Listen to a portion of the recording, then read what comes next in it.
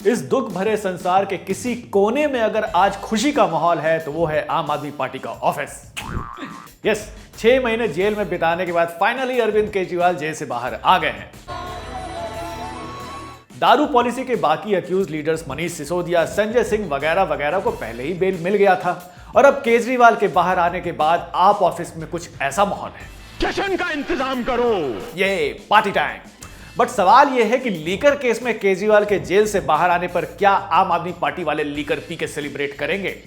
हालांकि bail order आने से पहले आम आदमी पार्टी के लोग की हार्ट बीट तब बढ़ गई थी जब सीजीआई चंद्रचूड़ सिंह के घर पे मोदी जी के गणेश आरती करते हुए फोटो सामने आया। इसको देखते ही आप वाले चंद्रचूड़ जी से कह रहे थे कि कीजिएगा, ये ठीक नहीं हो रहा सर, आप गलत कर रहे हैं सर। पर सुप्रीम कोर्ट ने केजरीवाल को बेल देके साबित कर दिया कि जुडिशरी इज इंडिपेंडेंट। ये जरूरी भी था, वरना कुछ लोग को तो लगता है इंडियन जुडिशरी बस डरी हुई है। वैसे एक और शख्स है जिनको हमेशा लगता है कि इंडिया में डर का माहौल है। Yes, leader of opposition Rahul Gandhi, जिन्होंने इस वीक अमेरिका जाकर ऐसी बातें की कि सब कहने लगे कि पता नहीं ये कौन सा नशा करता है। तूने क्या मिक्स किया है पांडुरंग? वैसे नशे में इस वीक एमपी के एजुकेशन मिनिस्टर इंदर सिंह परमार भी दिखे, जिन्होंने कहा कि अमेरिका की खोज कोलंबस ने नहीं किसी इंडियन ने की थी। शाबाश बेटा। ये एजुकेशन मिनिस्टर है। इनकी बात सुनकर लोगों ने कान पर हाथ रखा और मोदी जी से रिक्वेस्ट की कि ऐसे लोगों को मिनिस्टर बनाना बंद करें। बंद करो। चलिए इनकी बकवास को यही बंद करते हैं और हम शुरू करते हैं इस वीक का the Saturday show.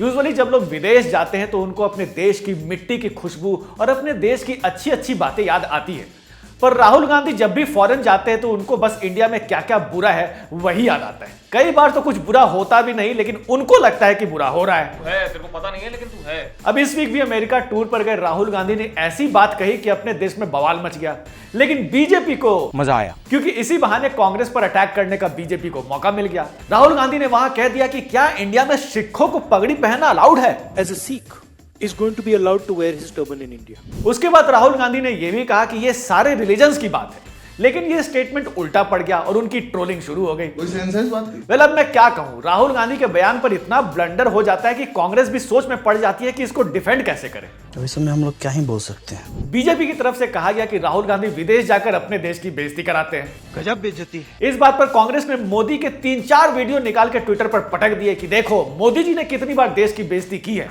Very good, Rahul 1 Modi 1, match tight. शाबाश बेटा। राहुल के सिख वाले स्टेटमेंट पर बवाल थमता उससे पहले उन्होंने एक और स्टेटमेंट दे दिया। उन्होंने एक जर्नलिस्ट को इंटरव्यू देते हुए कहा कि वो रिजर्वेशन हटाने का सोचेंगे अगर इंडिया एक फेयर प्लेस बन जाता है तो। We will think of scrapping reservation when India is a fair place.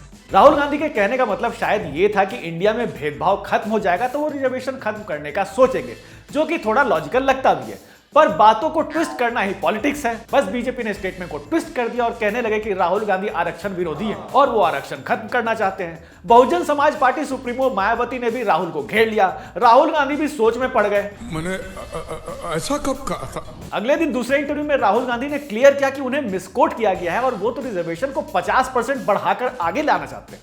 Somebody misquoted me yesterday saying that I'm against reservation.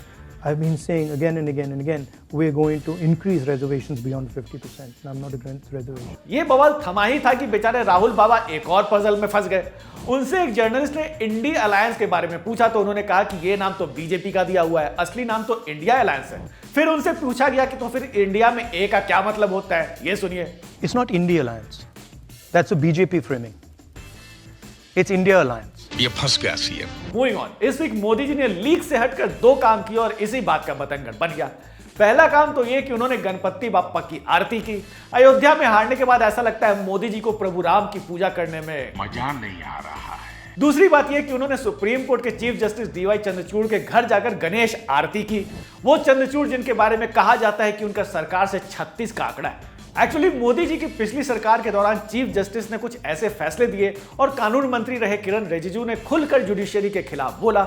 उससे लगता था कि सरकार और सुप्रीम कोर्ट में टॉम एंड जेरी से भी ज्यादा गहरी दुश्मनी है।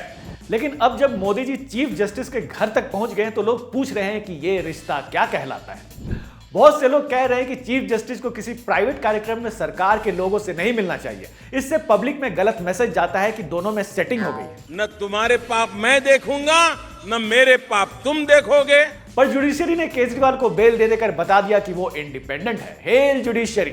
मूविंग ऑन, अब चलते हैं हरियाणा, जहां कांग्रेस और आम आदमी पार्टी की अलायंस होते होते रह गई। शिट। वैसे तो आम आदमी पार्टी इंडिया अलायंस का हिस्सा है, लेकिन आम आदमी पार्टी ने हरियाणा इलेक्शन के लिए कांग्रेस से अलायंस नहीं किया, और तो और वहां जुलाना सीट से विनेश फोगाट के खिलाफ WWE फाइटर कविता दलाल को उतार दिया। इससे यह क्लियर हो गया है कि विनेश फोगाट ने भले रेसलिंग छोड़ दी हो, लेकिन रेसलिंग उन्हें नहीं छोड़ रही। एक और चीज है जो विनेश फोगाट का पीछा नहीं छोड़ रही, ब्रिजभूषण शरण सिंह की बातें। उनको बातें नहीं, बकवास कहना ज्यादा सही होगा, क्योंकि उससे बीजेपी खुद इतना परेशान हो गई है कि पार्टी की सीनियर लीडरशिप ने उन्हें विनेश फोगाट और बजरंग पुनिया पर कोई बयान न देने का ऑर्डर दे दिया है। चुप हो जाओ। इस तरह ब्रिजभूषण सिंह दूसरे कंगना रनौत बन चुके हैं, जिन्हें पार्टी को जबरदस्ती मुंह में कपड़ा ठूसकर चुप कराना पड़ रहा है, लेकिन अभी भी वो चुप नहीं है। अब बीजेपी के पास उन्हें चुप कराने का एक ही रास्ता है कि कसम खिला दे, खाओ मां कसम, खाओ मां कसम। वैसे कश्मीर में भी इलेक्शंस हो रहे हैं और वहां कमाल की इंजीनियरिंग हुई है। यस, टेरर फंडिंग केस में अक्यूज इंजीनियर राशिद को कैंपेनिंग के लिए बेल मिल गई है। उनके बारे में लोग कह रहे हैं कि उन्हें बीजेपी उमर अब्दुल्ला और पीडीपी का वोट काटने के लिए यूज कर रही है, पर इंजीनियर साहब बाहर आते ही मोदी जी पर निशाना लगाने लगे। बीजेपी वालों को अब समझ नहीं आ रहा है कि तू उसकी तरफ है कि मेरी तरफ है? मैं तो आपकी तरफ। Moving on, and now it's time for some other interesting developments of this week.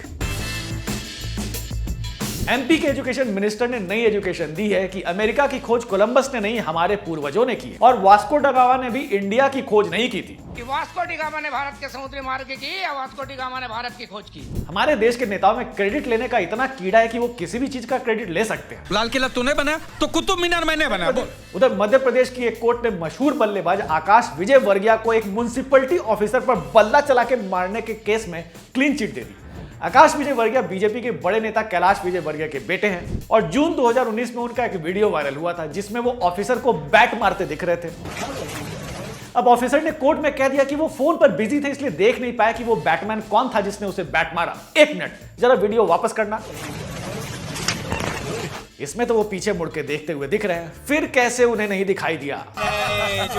खैर, कोर्ट ने सभी 9 आरोपियों को छोड़ दिया है। अगर ये न छोड़े जाते तो पब्लिक का पैसे और पावर से विश्वास उठ जाता। वाह वाह वाह। मूविंग ऑन, बड़े बुजुर्ग सही कहते हैं, मोबाइल देश को बर्बाद कर रहा है। अब देखिए ना, बिहार के एक झोला छाप डॉक्टर ने YouTube पर सर्जरी का वीडियो देख के एक 15 साल के लड़के का ऑपरेशन कर दिया और लड़के की मौत हो गई। इसीलिए कहते हैं Bihar is not for beginners. अरे भाई, YouTube से कुछ सीखना है तो साबूदाना खिचड़ी और पालक पनीर की रेसिपी सीखो। ऑपरेशन करने, बम बनाने और शेयर मार्केट में पैसा लगाने के लिए YouTube से ट्रेनिंग लेने की जरूरत नहीं है। ये बड़ी अच्छी बात कही है। उधर आंध्र प्रदेश में पुलिस ने 50 लाख की इल्लीगल शराब बरामद की और उसकी बॉटल्स को डिस्ट्रॉय करने जा रही थी कि लोग वहां पुलिस के सामने ही बोतल उठा के भागने लगे। पुलिस बेचारी रुको रुको कहते ही रह गई।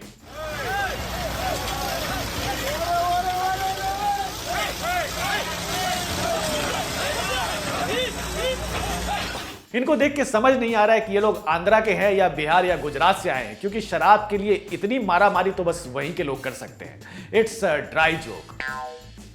Well, that's all for now. If you like this video, share it with your friends and family. Do not forget to subscribe to our channel India Today and Aaj Tak.